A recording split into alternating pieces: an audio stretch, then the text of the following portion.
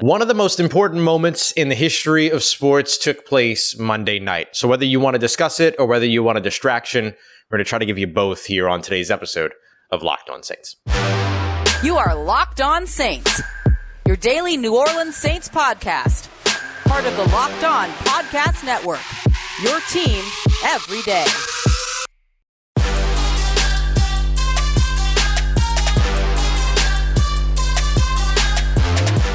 I've been debating back and forth about whether or not I'm going to do my usual intro for this show, and clearly, as we jump into here, I'm not. I'm not going to treat this like it's normal because it isn't. And I will introduce myself. I will say that I'm Ross Jackson. This is the Locked On Saints podcast, part of Locked On Podcast Network, your team every day.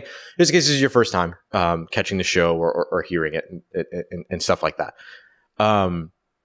I want to start today addressing the events of Monday Night Football. Let me not say addressing. Let me say discussing. I'm no one. I'm no one special. I'm no one important. I can't address these things. The NFL has to address these things, all that. But I don't want to ignore this, right? I want to discuss this. And then for those of you that might be looking for a distraction from it, who maybe are on your own right now or working a job to where like you don't have the people around you to visit with and things like that, I want to provide a distraction toward the end of the show, though it might be brief. But I don't want to ignore this monumental and sports-altering moment that took place last night. And I'll be very sensitive about it. So let me say this. There are three things that I want to discuss on today's show. But paramount to those three things is that we hope for the best and a recovery and that Damar Hamlin's okay. That should be first and foremost. The three things I want to discuss real quick here, not real quick, but over the opening of the show here, the first part of the show here, are, first of all, and forgive me as I try to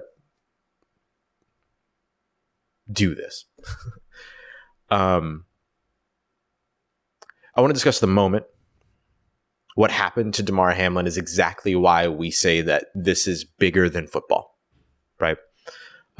Two, I want to discuss the players around him, the people around him, the resilience and leadership that was displayed on Monday Night Football by the players and the coaches is life-changing stuff to watch. And as is all of this. And three is you. You're on program to see what you saw last night. And some of you may have seen it with your babies. Some of you may have seen it with your family. Some of you may have seen it by yourself. Some of you may have been up all night and still up to this moment having some very challenging and long discussions and conversations.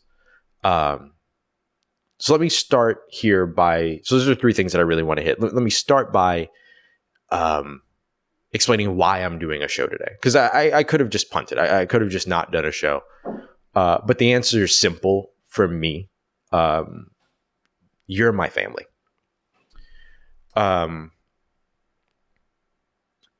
When something exciting happens in my life, when I take a new step forward or even a step back, or when something fun happens or funny happens, I think about like, how can I share that with you? How can I come to this show, deliver the information that you want and be the best Saints podcast that I can be, but also like establish a community and have a family and be here with all of you. It's very important to me. So I'm still doing a show today because we all experienced something, though not physically together, we all experienced something together last night. And I wouldn't not talk to my family about that, right? And look, you also still have a right to your routines, your distractions, the things that you're looking for on your day-to-day basis, your day-to-day schedule. So though today's show probably won't be much of a distraction, I hope, or at least the first one today, I hope that it can still bring you something, some kind of comfort, or toward the latter half, a distraction.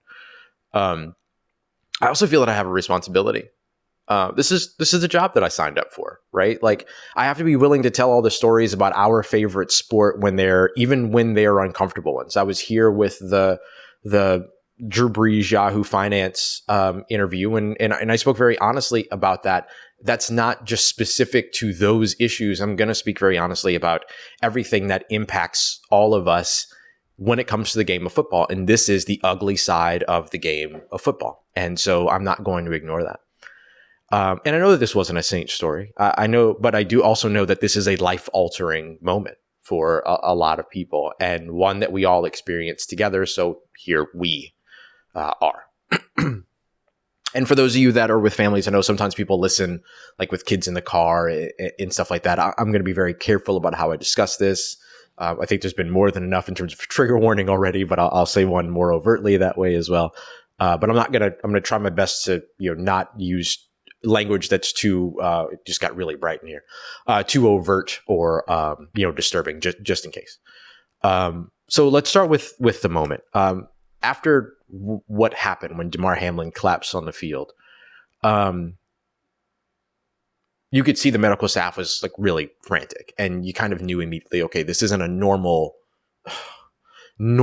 right? Quote, air quotes, biggest air quotes in the world situation. And it brought me back to talking with Alvin Kamara a couple of weeks ago, and when Alvin Kamara was asked about like giving 100% effort on the field, and how he felt when people made the accusations that players just didn't care and that they were giving up and that they weren't giving 100% on the field. And one of the things that Kamara pointed out was that, like, if you go out there and you don't give 100% while you're out there actively like risking your livelihood, that's usually not a good formula. But then he also highlighted that even if you go out there and give 100%, like Damar Hamlin did last night, you still risk your livelihood playing this game. You risk your body, all of that. And so I think about that because I think that it's something that we should remain cognizant of before we start talking about player injuries or quote unquote injury prone players, that like some of this stuff is completely uncontrollable. I mean, everything about what happened in last night's game at that moment, T. Higgins' catch and then the tackle, was like within the grounds of quote unquote good football. But a hit just too hard at the perfect time or at the right time or the wrong time can change everything. And that's what we kind of watched happen last night. Every player goes out there and risks their livelihood for the game that they love, a game that we love, and one that's inherently violent and therefore unforgiving. So something worth remembering from this moment that none of us will ever forget. Second thing are the people that are around Hamlin on Monday Night Football. And I'm talking about everybody. I mean, the players, the coaches, the commentators, the officials, the medical staff, the fans in the audience, which I can't even imagine like what it was like to be around that. Watching it from home was gut-wrenching, being in that environment and how respectful the fans were throughout all of that, and just how awesome that was. Like that display of community. And when I say awesome, I don't mean, please understand the context in which I'm discussing all of this. I mean that it was awe-inspiring, right? To see everyone on the same page in that moment, and everyone just know that like what was most important was what was most important, not the football game. Screw the football game. That game should have been canceled the moment that CPR was being administered. It shouldn't have taken nearly an hour, in my opinion. But I just think about those players, and I think about like the phrase that we use all the time so casually about like being built different, right? This guy's built different because he can run over some guys and he can hurdle somebody and all these other things. And that those things are like the display of like superhuman nature. Last night was a display of superhuman nature. If you want to know what built different looks like, Joe Burrow warming up. Josh Allen with his hands over his face. Stephon Diggs trying to rally the troops is an image that I will never forget as long as I live. Why? Because those guys thought they had no other choice. They thought they had 5 minutes to warm up and go back out there and finish that game, whether they wanted to or not. And by the way, the NFL's got to get to the bottom of that, where that came from, because clearly that was an understanding with these guys warming up and trying to get ready to get back out on the field and play. And like Joe Buck ain't just make that up. That came from somewhere. And the NFL says it didn't come from them. And they don't know where it came from. Well, they got to get to the bottom of where it came from. But that's a side note. I don't want to get too far into that because it's still speculation, right? Like who knows where it came from. But a big shout out here to Zach Taylor and Sean McDermott, the head coaches of the Buffalo Bills and the Cincinnati Bengals, who got their players off the field and back to the locker room. Went out, met at midfield, went off the sidelines, met back at midfield, and then the players headed back to the locker rooms. The mental fortitude that comes with, for all intents and purposes, I'll just say losing. Remember, I'm trying to stay sensitive to everybody's ears here, but like losing a teammate for all intents and purposes, and then trying to get back in the saddle to do your job is something I'll never understand. I'll never be capable of. I'll never comprehend. I'll never be able to get that. But that's a situation that those players were put in, even if that was for 30 seconds, it was 30 seconds too long. Those warrior-like moments are incredible to see, but more incredible is the courage to say no, which was put on worldwide display last night. That you can say no. The show does not have to go on. I hated that when I worked in theater. I hated that mentality that like no matter what happens, I should go on. No, it doesn't. It doesn't, because at some point the show doesn't matter anymore. And last night the show very quickly didn't matter anymore. That was a routine 7-3 football game that everyone was just watching, and it was perfectly routine, perfectly normal until it wasn't. And when it wasn't, it wasn't. The strength of the people in that building. Finally, you, me, us. Why are we here? We're not programmed to see what we saw last night. And listen, I know some of us grew up in New Orleans. We grew up in the 90s, the early aughts, before that. And so we've seen some wild and very real stuff in our lifetimes. I get that, right? So maybe it doesn't impact everybody the same. The experience is not universal. But if even in the slightest you're not okay, say it out loud. If you're feeling something, please talk about it. My DMs are open. If you feel like you don't have somebody, you're wrong. You do. My DMs are open. You have your family around you, your friends. Don't ignore what you feel. And right now, what you might feel might not actually be sadness. Right now, what you might feel is a great appreciation for the people around you. Feel that. And put it on full display, whatever it is. Those players, you and I, the coaches, officials, medical staff, the family of Damar Hamlin, like all having to just kind of like pick up and continue going in life. Like now it's Tuesday is just a part of the human condition that is so hard to surmise, but it's something we have done as a people time and time and time again. Our community, especially our community. Oh my goodness. So we'll do it again. We'll keep going. And just like those guys who are, we'll see what happens like when that game gets rescheduled, like how that impacts these people. I hope that like every team in the NFL has, mental health professionals in their facilities today meeting with players. I really do. I hope, or at least that they're available for players.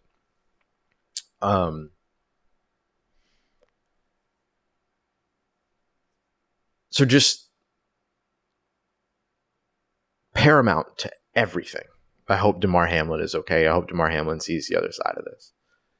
I hope his family is as okay as they can be right now. But I hope that there is a quote unquote happy ending to this. I don't want to say happy, but you know what I mean.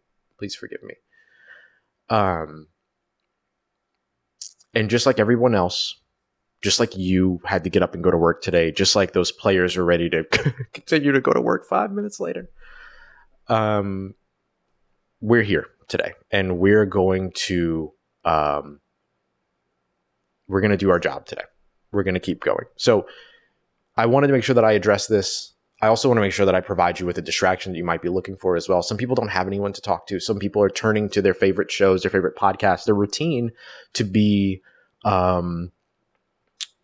okay today. So I don't want to rob you of that. So let's turn the page. We'll get to some of the distraction stuff now. If you want to continue to listen, you're more than welcome. If you don't, I completely understand. But I wanted to do this as sensitively as possible while like discussing this, but then also providing you with a little solace, a little happiness, and all. So let's get to that as we turn the page. And just like, we've been discussing, like we've all got jobs to do. So I'm here to do mine today. In today's episode, brought to you by Prize Picks. Maybe if you're looking for a distraction, you're looking for a fun thing to do, Prize Picks can be something to help you out today. I think about the NBA players that, played last night and had to like continue to go through and all this other stuff, like just wild. But if you want to check this out just as another, distraction or a fun thing to do today, it's available in 30 states. Check them out. You pick 2 to 5 players, daily fantasy, super easy. 2 to 5 players, choose whether they're going to hit more or less than their Prize Picks projection. Bam. 10% or 10 times your entry if you win. You can get a 100% instant deposit match using promo code Locked On up to $100 over at prizepicks.com or the Prize Picks app today. Once again, it's a 100% instant deposit match of up to $100. Promo code Locked On over at prizepicks.com, Prize Picks app. There's never going to be like an easy way to transition into like those kinds of things and stuff like that. But, hey, like I said, we've got jobs to do here. So, speaking of having jobs to do, I'm just kind of ripping up the format today, y'all. I hope you don't mind, but like I needed to be here with y'all today. So as we get into discussing distractions and everything, and kind of a happy story, speaking of like injuries that aren't what we saw on Monday Night Football, but that have had like lasting impact and can have long lasting impact. We watched Marshon Lattimore fight through a lacerated kidney for 10 weeks. And one that like we never really were sure we were going to see the end of and things like that. Like, at least for this season, right? That we were kind of like, oh, well, maybe he'll be back in 2023 and then they'll close the books on him. Well, that dude came back against the Philadelphia Eagles, one of the best offenses, if not the best offense in the NFL, and had himself a Merry Little Christmas. Happy New Year, however you want to put it. He came back against the Philadelphia Eagles and put together what was PFF's highest coverage day of Week 17, Monday Night Football notwithstanding.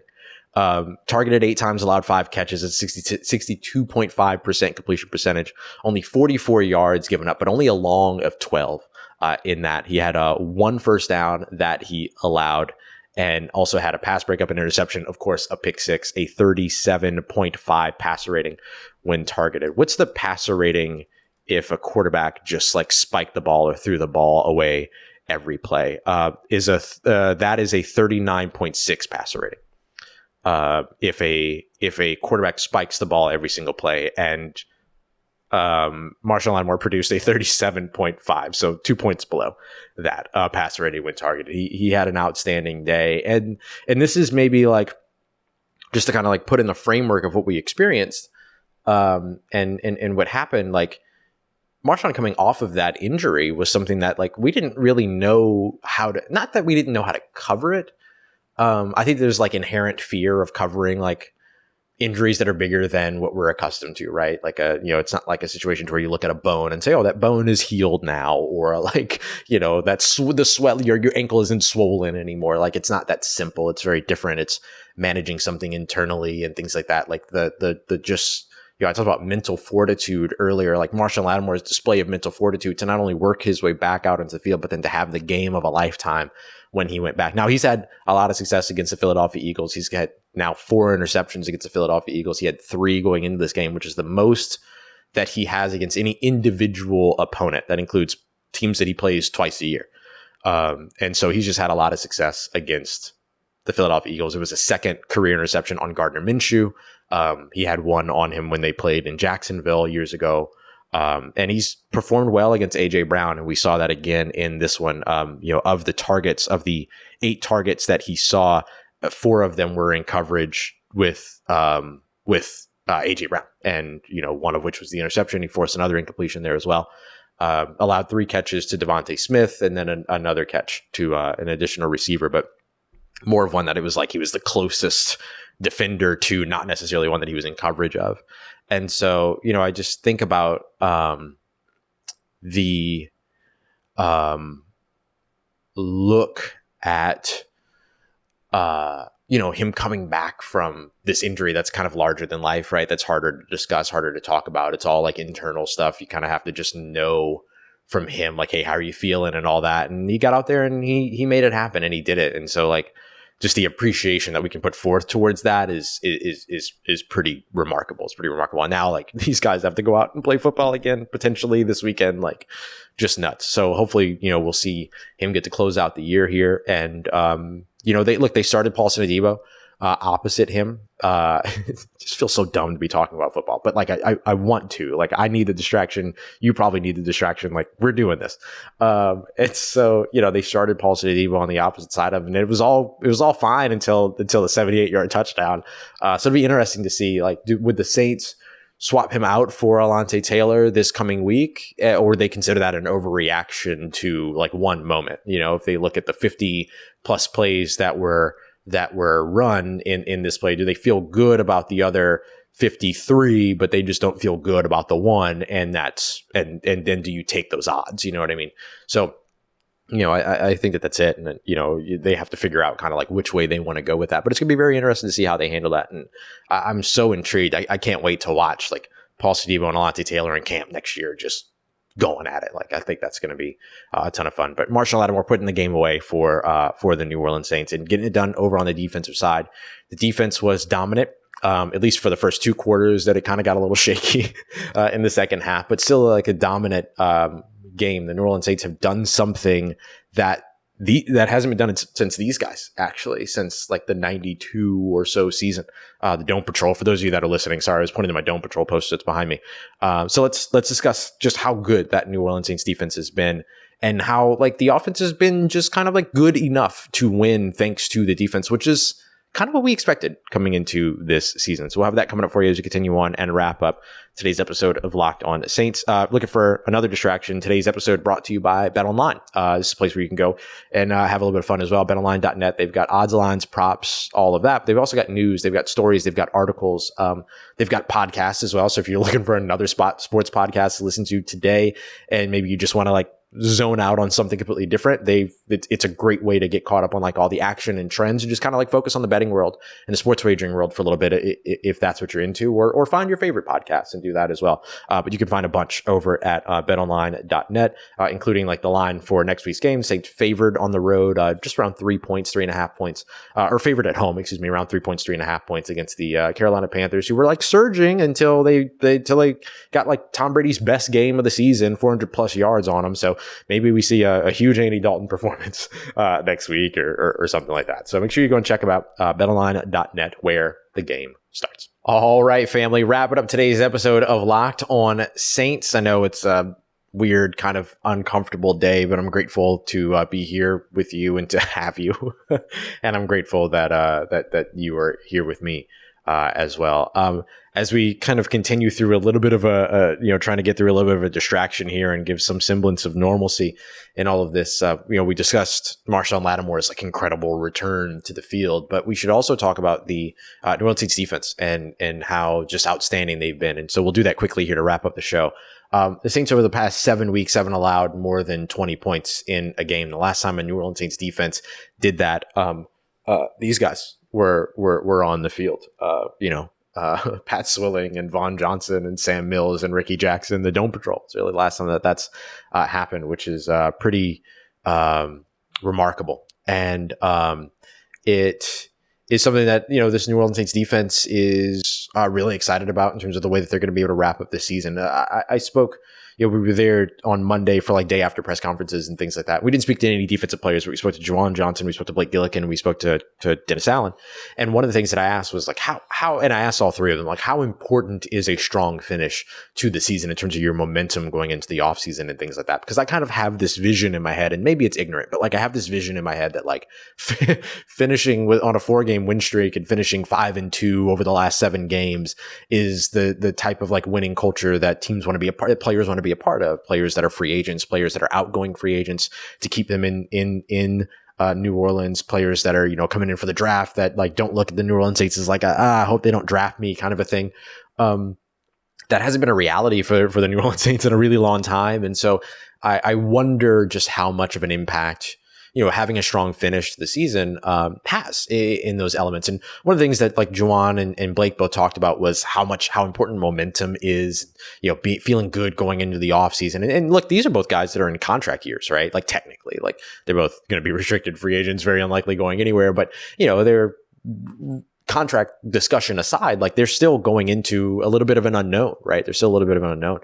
Or an uncertainty going in the offseason. And so like they're talking about how excited they are about like, what this team could be next year, even though it's going to look different and everything. And like the momentum of, 4 straight wins at the end of the season carries them pretty far in that excitement. And a big part of the reason why the New Orleans Saints are on the verge of going 4-0 over the last 4 games, 5-2 over the last 7 is because of their defense. Number 9 right now in terms of defensive DVOA. So DVOA basically looks at like, what the average offense is able to do across the NFL, and if you're allowing better or worse than the average. So the Saints are 9th in the NFL; they're top 10 in the NFL in that range for the full season in total, actually, and that includes them being 7th in passing DVOA, but 19th in rush DVOA. So if you're still looking for a place where this New Orleans Saints team can get better, it's definitely the run defense, which by all intents and purposes has been like disappointing in terms of what our expectation was of it this season. And the offense over on the other side, like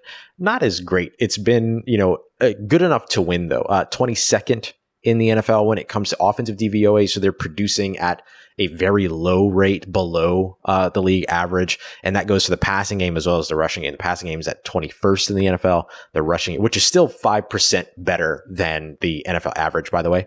And the 23rd in the run game, which is where we know that the Saints have really struggled. So the run game on both sides has been sort of the most disappointing sort of factor around the New Orleans Saints. And that's for, there's a lot of different reasons why that is. If you look at EPA, which measures efficiency per play, and basically like points that you would get per play, the Saints right now are just outstanding when it comes to passing defense. They're 2nd right now in the NFL in what's called drop back EPA, which is just like passing, right? And then they're number 3 in the NFL in terms of EPA per play as a whole. The run game still needs a little bit of help. It's down there. It's in the bottom. I'm just looking at a graph right now. I'd say it's in the bottom 10, 12. So, again, that's a place where, you look for a spot where they can get better next year. That's absolutely it. And then on the offensive side, they're 24th in total EPA per play. Passing game, they're 13th, which is good. It's above average. But rush, they're 29th. However, they've been 16th since the bye week specifically. So if you're looking at like from the Raiders game to the end of the season, like those are the numbers. But since the bye week and then just these past couple of weeks, week 15 on, they've been 16th in the run game. So they're like right in the middle of the NFL there. So what we're seeing is an offense and a team that's basically done what it is that we expected this team was going to be able to do from the very beginning, is that the offense would be good enough to win because of how stellar the defense is. And so now that you've got, Cam Jordan getting 3 sacks in a game and, Marshon Lattimore out there getting pick 6s after missing 10 weeks against, a fantastic competition on the wide receiver side of it all, really good moments and stuff to propel this New Orleans Saints team to what will hopefully be a strong finish. And look, to kind of like circle all the way back as we put a cap on today's episode.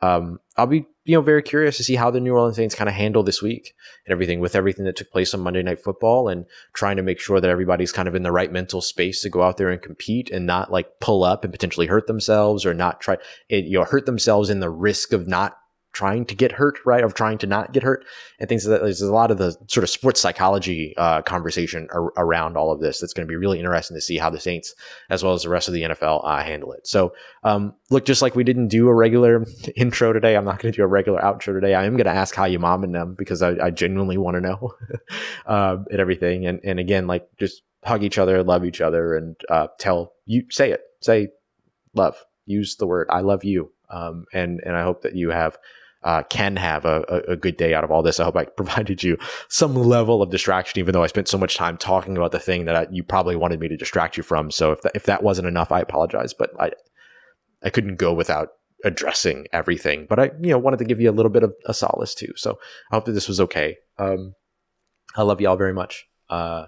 And I'll be back with another episode later on. Feel a little bit normal when we get back to that episode, and maybe we'll have some Damar Hamlin updates at that point too, because I know like that's bigger than a Bill story. Like, everybody wants to know how the kid's doing, and so we'll get to that. It'll be Tuesday mock draft and more, and we'll take a look at like Sean Payton picks and all those things too. So if you want to catch that, it'll be there for you later on. If you want to skip it, listen, I get it. I completely understand. But I love y'all. And I will see y'all here again soon as we come back together. And I just can't express how grateful I am for you and this community. So I hope I can do you proud.